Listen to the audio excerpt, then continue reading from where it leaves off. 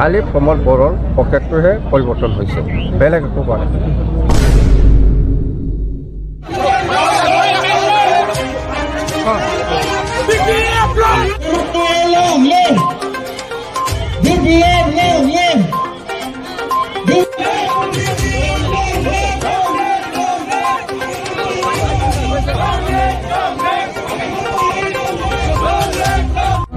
সেইটো দলৰ সিদ্ধান্ত মতে আমি ঘূৰি আছোঁ একেলগে। আমাৰ লগত মাইনৰিটি চেলো আছে, আমাৰ লগত বৰ্ষা চেলো আছে, আমাৰ লগত আদিবাসী চেলো আছে। চব একেলগে আমি ওমেন হওক, ইয়থ হওক, BSU হওক, একেলগে আমি ঘূৰি আছোঁ। কিন্তু দলৰ সিদ্ধান্ত এই মৰমে আমি সমষ্টি প্ৰত্যেক দিনে দুটা সমষ্টি আমি ৰেলী কৰি পেলাই মিটিং কৰি আছোঁ। উদ্দেশ্য সেইটোৱে, আমাক লাগে শান্তি, আমাক লাগে একতা, আমাক লাগে উন্নয়ন।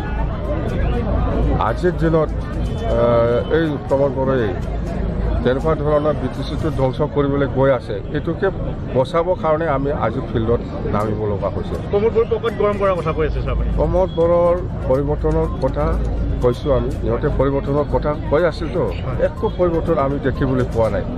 খালি প্ৰমোদ বড়োৰ পকেটটোহে পৰিৱৰ্তন হৈছে, বেলেগ একো কোৱা নাই। এই কথাটো মই কৈ আহিছোঁ, আগৰ দিনৰ পৰাই কৈ আহিছোঁ।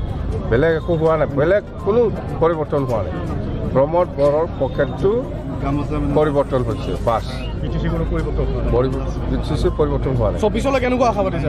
নাই, 24 লৈ পেলাই আমাৰ মই অলৰেডি কৈছোঁ, যোৱাকালিও কৈছোঁ, সেইদিনাও কৈছোঁ যে ওদালগুৰি এটা লোকসভা পাবলৈ গৈ আছোঁ আমি নতুনকৈ।